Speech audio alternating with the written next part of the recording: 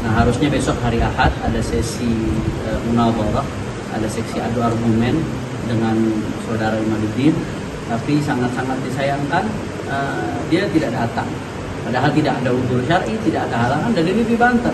Saya Buya Qurtubi sudah datang, Gus Sofi sudah datang jauh-jauh dijamu oleh Sahibul Bait atau Bagus Fatul Azim, tapi dia malah nggak datang. Katanya mau debat 3 hari 3 malam.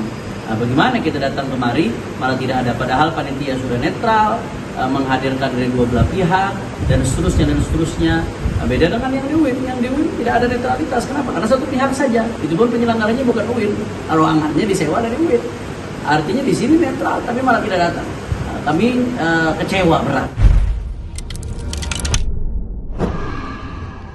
Assalamualaikum warahmatullahi wabarakatuh. Waalaikumsalam. Alhamdulillah wa syukurillah wa nikmatillah la haula wa la quwata illa billah.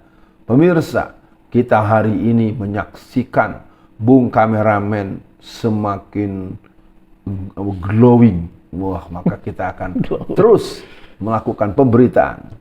Ya, Bung Alfian, beberapa hari ke belakang kita melihat fenomena unik, ngelucu dan lawak Bung Alfian yang ditampilkan oleh seorang Imaduddin. Imaduddin lah ya namanya. Nah, Pak Imad ini dia kan sempat membuat tesis, ya bisa dibilang meragukan lah keturunan Nabi Muhammad di Indonesia Bung Alfian, atau bahasa gampangnya meragukan habaib yang ada di Indonesia atau terputus dengan silsilah Nabi Muhammad Bung Alfian. Oke lah, orang boleh apapun mempunyai tesis apa, punya pandangan apa, tapi boleh dong kalau itu diadu debat, diadu argumen, supaya benar nggak nih, valid apa enggak nih. Nah, jadi Bung Alfian, Pak Imad ini yang saya dengar ya, atau saya dapatkan dari channelnya Islamic Brotherhood, jadi sempat menantang, boleh debat dengan siapa saja, saya terima debat dengan siapa saja 3 hari 3 malam, tapi ketika ditemui oleh mantunya Habib Rizik Bung Alfian, saya nggak tahu ya mereka udah hampir bertemu berapa kali, tapi yang saya pernah lihat atau saya pernah lihat dari jejak digital, yang kedua, jadi gini, yang pertama beliau datang, nggak ada mantunya Habib Rizik datangi, tidak ada Pak Imad itu. Nah, yang kedua datang lagi, ketemu, tapi Pak Imadnya nggak mau ketemu Bung Alfian, jadi ketemu dengan anak buahnya yang sangat ngelucu banget Bung Alfian, debatnya atau diskusinya sambil merokok lah, tampilannya tidak meyakinkan. Jadi mungkin respon Bung Alfian bagaimana? Orang sudah memberikan statement ketika ingin diadu argumen lah ya, maksudnya biar diperjelas, dia takut. Nah, ini gimana Bung Alfian? Silakan respon awalnya. Saya akan masuk pada analisa secara akademis dan proses kualitatif yang saya lalui. Ini adalah fenomena fellow traveler. Fungsikan. Sebenarnya juga terjadi dengan, setelah saya juga mempelajari kasus yang dialami oleh Ustadz Fahim, Gus Fahim itu yang di Jember itu, Bung Kameramen, itu ternyata memang merupakan sebuah konspirasi gila-gilaan yang ternyata malah memanfaatkan penasihat hukum. Jadi vonis 8 tahun itu, dan itu saya nggak akan bahas ini, saya hanya ingin mengajak fenomena-fenomena menurut saya ini untuk memecah konsentrasi, untuk melemahkan fokus kita dalam menghadapi kontestasi 2024, dan fokus kita untuk melakukan sinergi potensi untuk energi kemenangan dalam artian yang substantif dan yang simbolik. Nah, kembali kepada persoalan orang yang bernama Imad, menurut saya dia secara sederhana, dia bukan seorang akademisi. Menyebut-nyebut kata tesis kan seolah-olah sedang menyelesaikan S2-nya. Saya pikir kalau orang itu melakukan tindakan itu berarti kan dia berhubungan dengan literasi.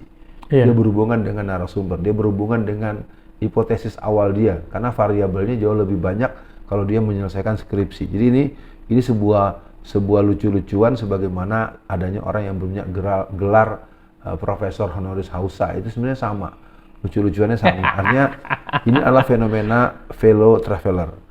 Apa artinya? Orang manfaatkan. Ini adalah satu varian daripada gerakan yang memang membuat suburnya komunisme yang memang sekarang sudah terang-terangan. Dan saya ingin katakan komunisme di negeri ini sudah sampai kepada batas perlu ada konsolidasi yang bisa melahirkan kembali KPP 2, bisa melahirkan kembali kami yang pernah dipimpin oleh orang-orang semasa Pak Akbar Tanjung jadi mahasiswa, yang bukan kami yang sekarang, dan juga mesti ada gerakan-gerakan perlawanan seperti KAP dan pengganjangan PGC, PGT untuk menghabisi mereka, karena saya menangkap nanti akan muncul lagi Imaduddin yang lain. Betul. Ya, dia ini kalau ini intelektual tingkat bawah. Saya pikir itu respon awal.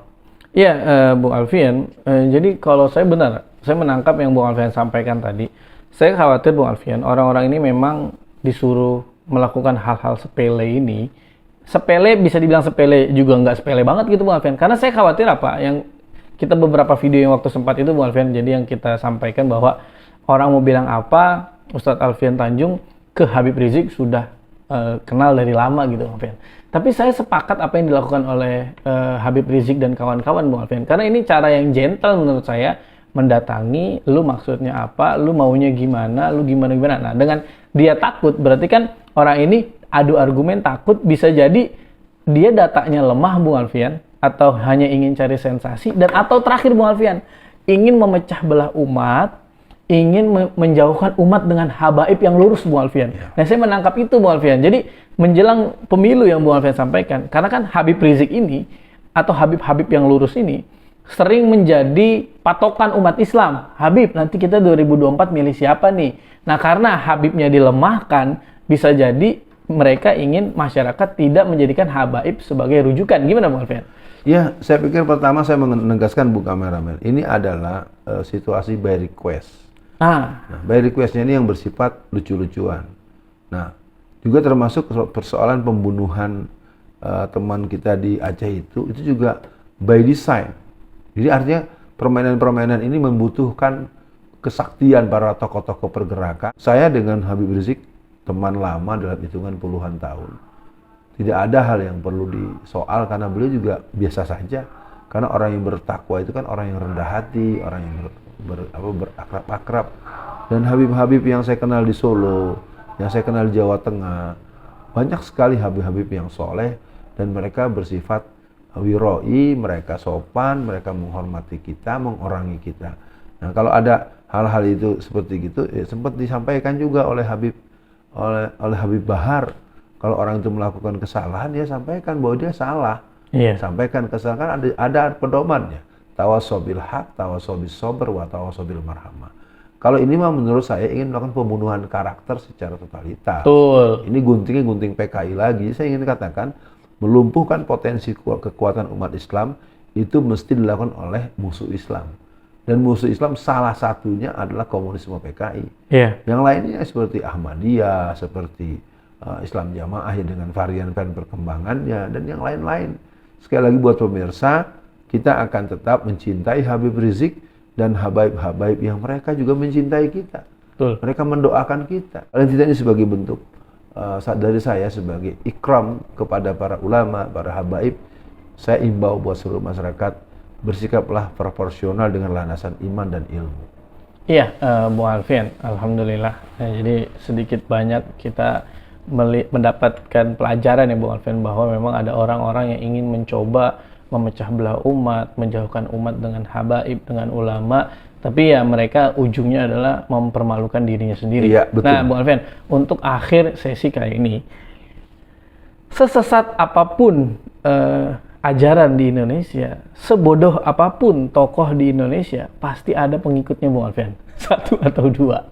Nah, makanya seerror apapun Imaduddin, kita lihat masih ada pengikutnya.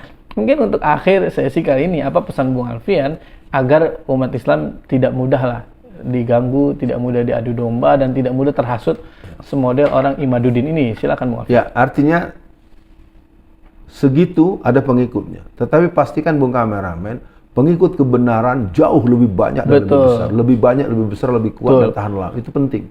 Karena saya sendiri sebagai orang yang terlibat dalam gerakan dakwah, banyak berhadapan dengan itu adalah orang-orang yang sebetulnya kehilangan identitas diri.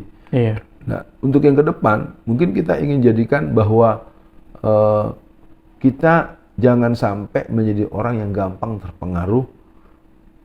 Keberadaan aliran sesat itu, MUI menyebutkan ada sekitar 300-an. Ya kan, almarhum Yunahar Ilyas, salah satu tokoh Muhammadiyah pada zamannya, dia menyebut sekitar ada 688-an. Nah, sebagai penutup, mari kita pelajari kebenaran dari sumber yang benar dengan cara yang benar untuk menegakkan kebenaran.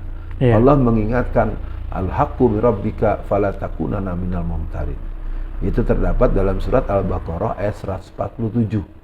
Ya, kebenaran itu berasal dari Allah dan untuk itu janganlah engkau ragu-ragu.